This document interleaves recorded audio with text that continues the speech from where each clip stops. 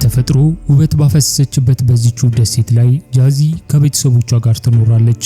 ጃዚ ለሚመለከታት ሰው እጅግ የተረጋጋች ትመስላለች። ነገር ግን ከዚህ ሁሉ ጀርባ ዓለምን እጅግ የሚያንቀጠቅጡ የባህር ላይ ወንበዴዎች እንኳን የሚፈሩት የአንድ ትልቅ ማፊያ ሰው ሚስጥር ደብቃለች። በዚህም ነፍሰ ገዳይ ትሆናለች። ውድ ቻናላችን ቤተሰቦች እንዴት ቆይታችኋል? ዛሬም በአሪፍ ፊልም የተመለሰን ሲሆን አዳዲሶች ቻናላችንን ሰብስክራይብ እንዲሁም ይህንን ቪዲዮ ላይክ በማድረግ እንድታበረታቱን እንጠይቃለን። መልካም ቆይታ። ታሪካችን ሲጀምር በ18ኛው ክፍለ ዘመን በካሪቢያን ባህር ላይ ያሉ ወንበዴዎች የዘመን ቆይታቸው ያከተመ ሲሆን በጣም ጨካኝ የሆኑት ግን በህይወት ለመቆየት የሚያስችላቸው መንገድ ፍለጋ በተስፋ መቁረጥ ውስጥ ሆነው ይጠባበቃሉ። በሌላ በኩል ደግሞ ጃዚ የተባለች ጠንካራ ሴት ከልጇና ከባሏ ሪዛ እህት ሁባ ጋር ትኖራለች። ልጃቸውም አካል ጉዳተኛ በመሆኑ ሪዛ ለልጃቸው የሚሆን የተሻለ ሐኪም ፍለጋ ባህሩን አቋርጦ መጓዝ ይጀምራል። ነገር ግን በዚህ ቤት ውስጥ ያለው ሁኔታ የተረጋጋ አልነበረም። ሁባ በዚህ ላይ ከፍተኛ ቅሬታ ነበራት። ጃዚ ለደህንነታቸው ነው በሚል የምታደርገው ጥብቅ ቁጥጥር ሁባን ያበሳጫታል። ሁባን በድብቅ የምታፈቅረው ሰው ቢኖርም በጃዚ ክትትል ምክንያት በነፃነት መገናኘት ባለመቻሏ የሁባ ፍቅረኛ የጃዚ መውጣት እየጠበቀ በመስኮት ዘሎ በመግባት ሁባን ያገኛታል። የሁባን ፍቅረኛ ከዚህ በመቀጠል አብረው እንዲጠፉና አዲስ ህይወት እንዲጀምሩ ሐሳብ ያቀርብላታል። ሁባም ይህን ሁሉ ቁጥጥር ስታይ ጃዚን እንደ ጨካኝ ትመለከታት ስለነበር በሐሳቡ ትስማማለች። ነገር ግን ሁባ ጃዚ ይህንን የምታደርገው ያለፈው የወንብድና ታሪኳ ቤተሰቧን እንዳይጎዳው መሆኑን አልተረዳችም ነበር። በሌላ በኩል የጃዚ ባለቤት ሪዛ ሐኪም ፍለጋ ከወጣ ቀናቶች ተቆጥረዋል። ጃዚም ወደ ባህሩ በመሄድ የባሏን መምጣት በጉጉት ብትጠባበቅም ባሏን አንድ ያልታሰበ ነገር ያጋጥመዋል። ጃዚም ከዓመታት በፊት የወንበዴዎች መሪ ከሆነው ቪኮ ስትሸሽ በጋራ የዘረፈችውን እጅግ ብዙ ወርቅ ለራሷ በመውሰድ ስለከዳችው ቪኮ ጃዚም በጣም ይፈልጋት ነበር። የጃዚ ባልም ሐኪም ፍለጋ እየተጓዘ ሳለ በአጋጣሚ የወንበዴዎች መሪ ሆኖ ቪኮ ይዘዋል። ቪኮም የጃዚም ባል መርከብ ላይ አግኝቶ ሲይዘው በመርከብ ውስጥ የያዘውን የራሱ ልዩ ምልክት ያለው ወርቅ ያገኛል። ቪኮ ወርቁን ካየ በኋላም ጃዚ የት እንዳለች ወዲያውኑ በመረዳት ከዳተኛዋን አገኘዋት በሚል የቁጭት ስሜት ባሏን በማሰር ጃዚ ወደምትኖርበት ደሴት መጓዝ ይጀምራሉ። ቪኮም የመጣው ወርቁን ለመመለስ ብቻ ሳይሆን በበቀል ስሜት ውስጥ ሆኖ ጃዚና ቤተሰቧን ሙሉ በሙሉ ለማጥፋትም ነበር። አመሻሽ ላይም የጃዚ ሰላማዊ ህይወት ወደ ሲኦል ይቀየራል። ለመተኛትም እየተዘጋጁ ሳለ ሶስት ወንበዴዎች ከነቪኮ ቀድመው ጃዚ ቤት ይደርሳሉ። የወንበዴዎቹ መምጣት የተመለከተችው ጃዚም አካል ጉዳተኛ ልጇን ቤታቸው ውስጥ ባዘጋጁት ሚስጥራዊ ቤት ውስጥ ከደበቀችው በኋላም ድምጽ እንዳያወጣ ታስጠነቅቀዋለች። በሌላ በኩል ደግሞ ሁባ ከፍቅረኛዋ ጋር ለመጥፋት ባቀደችው መሰረት ለጃዚ ደብዳቤ ጽፋ ከፍቅረኛዋ ጋር ወደ ተቀጣጠረችበት ቦታ ስትደርስ ሁባ ያልጠበቀችውን ነገር ትመለከታለች። የቪኮ ቡድኖችም ፍቅረኛዋን በአሰቃቂ ሁኔታ ገለውት በባህር ዳርቻ ላይ ጥለውት እንደሄዱም ትመለከታለች። ሁባም ከፍተኛ ድንጋጤ ውስጥ ትገባለች። ጃዚም ልጇን ደብቃ ጠመንጃዋን በማንሳት ራሷንና ቤተሰቧን ከወንበዴዎች ለመታደግ በትኩረት ትጠባበቃለች። ጃዚም ለወንበዴዎቹ ሰላማዊ ቤተሰብ መሆናቸውን እየተናገረች ከዚህ አካባቢ እንዲሄዱ ብትማጸናቸውም ወንበዴዎቹ ግን በጣራ ላይ ዘለው ይገባሉ። ጃዚም ጠንካራ ማንነቷን በመደበቅ ደካማ መስላ ራሷን መከላከል ትጀምራለች። ወንበዴዎቹ ግን ገመድ አንገቷ ላይ አስገብተው ሲያንጠለጥሏት የልጇ ድምጽ በድንገት ይሰማል። ድምጹን የሰሙት ወንበዴዎችም ልጇ ወዳለበት ቦታ ሲሄዱ ጃዚ ሰይጣናዊ ባህሪዋ ይነሳባትና ወንበዴዎቹ መፋለም ትጀምራለች። እቤት የገቡትንም ወንበዴዎች ሙሉ በሙሉ በጭካኔና በብልሃት አንድ ባንድ ትገላቸዋለች። በዚሁ ሰዓትም ቪኮ በደሴቱ ላይ ደርሶ ደሴቱ ላይ ያሉትን ሰዎች በማጥቃት ደሴቱ መቆጣጠር ይጀምራል። የደሴቲቱም ነዋሪዎች ደሴቱ ላይ በሚገኝ ቤተክርስቲያን ውስጥ በመግባት ራሳቸውን ከሞት ለመታደግ በፍርሃት ውስጥ ሆነው መጠባበቅ ይጀምራሉ።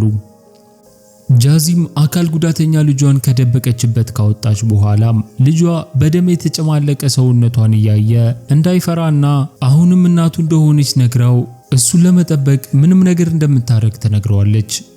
ጠመንጃዋንም እያስተካከለች ወደ ቤቷ ሰው እንደመጣ የሚያሳውቃት የማስጠንቀቂያ ጠርሙሶች ድምጽ ማውጣት ይጀምራሉ።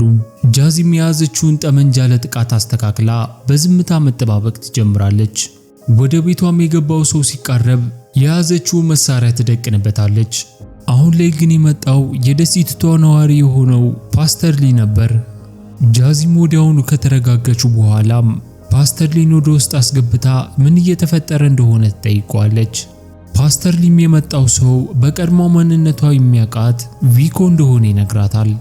ጃዚም ከዛ በመቀጠል በደም የተጨማለቀ ልብሷንና እጇን ከታጠበች በኋላም የሁባን ደብዳቤ ካገኘች በኋላ ስታነበው ልጇን ከፓስተር ሊ ጋር ትልከውና የባሏ እህት የሆነችውን ሁባን ለመፈለግ ትወጣለች። ሁባም ድንጋጤው ስላለቀቃት እየሮጠች ሳለም ጃዚም በድንገት ታገኛትና አፏን በመያዝ እንዳትጮህ ትነግራታለች። የተፈጠረውን ነገር ካወሩ በኋላም ልጇና ፓስተር ሊ ወዳሉበት ቦታ ይሄዳሉ። ቪኮም የጃዚ መኖሪያ ቤት ከደረሰ በኋላም ቤቷን በመጎርጎር አካል ጉዳተኛ ልጅ እንዳላት ይረዳል። በሌላ በኩል ደግሞ ጃዚ ቤተሰቦቿን በጫካ ውስጥ ባለው ወንዝ ካሻገረች በኋላም የቀረውንም ፓስተር ሊን ለማሻገር ስትሞክር ወንበዴዎቹና ቪኮ ይደርሱባቸዋል። ፓስተር ሊም የወንበዴዎቹን መምጣት ከተመለከተ በኋላም ለነጃዚ እንዲሄዱ በመናገር ራሱን አሳልፎ ይሰጣል። ቪኮም ወዲያውኑ ፓስተር ሊ ለሽጉጥ በመደቀን ወዴት እየሄዱ እንደሆነ ይጠይቀዋል። ፓስተር ሊም እነጃዚን ለመታደግ በማሰብ የት እንደሚሄዱ እንደማያውቅ ይነግረዋል። በሌላ በኩል ጃዚ ልጇንና ሁባን ከሸኘች በኋላም ፓስተር ሊን ለማዳን ተመልሳ ትመጣለች። ጃዚም ዛፍ ላይ በመውጣት ወንበዴዎቹ ምን እያረጉ እንደሆነ እየተመለከተች በነበረበት ሰዓት ላይም ወንበዴዎቹ ይመለከቷትና ጥይታቸውን መተኮስ ይጀምራሉ። ፓስተር ሊም ይህንን አጋጣሚ በማግኘት መተኮስ ሲጀምር ቪኮ ይመለከተውና ተኩሶ ይገለዋል። ጃዚም ከቦታው ለቃ ስትሄድ ወንበዴዎቹ መተኮስ ያቆሙና ወዳለችበት ቦታ ለመሄድ ወንዙ መሻገር ሲጀምሩ ወንዙ ውስጥ ያለው አዞ ሰዎቹ መብላት ይጀምራል። ጃዚም ወደ እነሱ ያለፉትን ወንበዴዎች ማጥቃት ትጀምራለች። ወንበዴዎቹም ወደ ኋላ ሲመለሱ ቪኮ ጮክ በማለት እጅ እንድትሰጥ ይጠይቃታል። ጃዚም ምን ያህል ጨካኝ እንደሆነች ለማሳየት እሷ ጋር የነበረውን የወንበዴ ጭንቅላት ትወረውርለታለች። ቪኮም ይህንን ሲመለከት በባሏ ማስፈራራት ይጀምራል። እስከ ማታ ድረስም የዘረፈችውን ወርቅ ማታመጣ ከሆነ ባለቤቷን እንደሚገለው ይነግራታል። ጃዚም ምንም አይነት ምርጫ ስለሌላት ባለቤቷን ለማዳን ለቪኮ ወርቁን እንደምትመልስለት ተናግራ ወደ ዋሻው መሄድ ይጀምራሉ። ዋሻ ውስጥም ከደረሱ በኋላም ሁባና ልጇ ምን እየተፈጠረ እንዳለ ይጠይቋታል። ጃዚም ስላለፈው የወንብድና ታሪኳ መናገር ትጀምራለች። በሌላ በኩል ቪኮ የጃዚም ባለቤት ወደ ቤቱ ሲወስደው የጃዚ ባለቤት ቤቱ በደም ተጨማልቆ ይመለከታል። የጃዚ ባለቤትም ቤተሰቡ የሞቱ መስሎት መደናገጥ ይጀምራል። በሌላ በኩል ደግሞ ጃዚ የደበቀችው ወርቅ በማውጣት ይሄ ወርቅ የነሱ ሀብት እንደሆነ ትነግራቸዋለች። ጃዚም ከዛ ቀጥላ ለመፋለም የሚያስፈልጋት መሳሪያዎች ማዘጋጀት ትጀምራለች። ሁባና ልጇም መሳሪያዎቹን መነካካት ሲጀምሩ ጃዚም ወዲያውኑ በመደናገጥ እነዚህ መሳሪያዎች እንዳይነኩ ታስጠነቅቃቸዋለች። ጃዚም ወዲያውኑ መሳሪያዋን ከታጠቀች በኋላም ለልጇና ለባሏ እህት ምንም ነገር ቢፈጠር በዚህ ጀልባ ተጓዙ ብላ ከቪኮ ጋር ወደ ተቀጣጠሩበት ቦታ ላይ ትሄዳለች። ሁባና ልጇም ወደ ውስጥ በመግባት አትንኩ የተባሉትን ዕቃ ማገላበጥ ይጀምራሉ።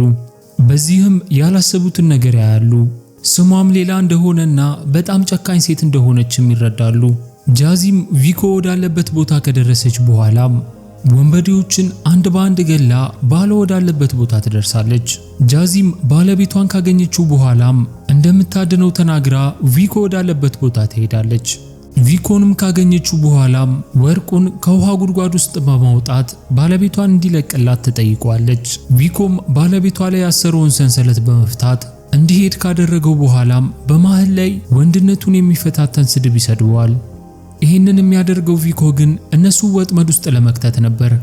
ጃዚም ይህንን ባህሪውን ስለምታቅ ባሏን በዝምታ ወደሷ እንዲመጣ ብትጠይቀውም ቪኮ ጃዚም መሳደብ ሲጀምር ባለቤቷም ትዕግስት በማጣቱ ቪኮ ላይ ጥቃት ይሰነዝራል። በዚህም ምክንያት መተኳኮስ ይጀምራሉ። ጃዚም ከዚህ ቀድማ የጠመደችውን ቦምብ ማፈንዳት ትጀምራለች። ነገር ግን ባሏን በፍጥነት ቪኮ ይማርከዋል። ጃዚም ወዲያውኑ ይህን ስትመለከት እንዳይገለው በመማፀን እጅ እንደምትሰጥ ተነግሯለች። ነገር ግን ቪኮ የበቀል ስሜት ስላለው የጃዚም ባለቤት በያዘው ስለት ወቅቶ ይገለዋል። ጃዚም እሱን ለማዳን በፍጥነት ስትመጣ ሌላኛው የቪኮ ቅጥረኛ እግሯን በሽጉጥ ይመታዋል። ጃዚም አይኗ ያየ ባለቤቷ ይሞታል። ቪኮም ወደሷ በመሄድ አንገቷን አንቆ ለምን እንደከዳችው ይጠይቃታል። ጃዚም ወርቁን እንዳመጣችለት ብትነግረውም ቪኮ ግን የበቀል ስሜት ስለነበረው ጃዚን ለመግደል ሲሞክር ጃዚ ያጠመደችውን ቦምብ በማፈንዳት በውሃ ጉድጓድ ውስጥ በመግባት ወደ ዋሻው መሄድ ትጀምራለች። በዚህም ፍንዳታ የቪኮ ቀኝ እጅ ሆነው አንደኛው ወንበዴ የልጁን መሞት ሲመለከት ቪኮ ላይ ማመጽ ይጀምራል። ቪኮ ግን ያለምንም ማመንታት ሰውየውን በሽጉጥ በመምታት ይገለዋል። የቀሩትን ወንበዴዎች በበቀል ስሜት ካነሳሳቸው በኋላም ጃዚን ለመፈለግ ይሄዳሉ። ጃዚም ወዲያውኑ ወደ ዋሻው ደርሳ የቆሰለ ሰውነቷን በማከም ቪኮንና ወንበዴዎቹን ለመጨረስ ራሷን ማዘጋጀት ትጀምራለች። ቪኮም የጃዚን መኖሪያ ቤት ካቃጠለ በኋላም ጃዚን ለማግኘት በሄደችበት ጉድጓድ ውስጥ ይገባሉ።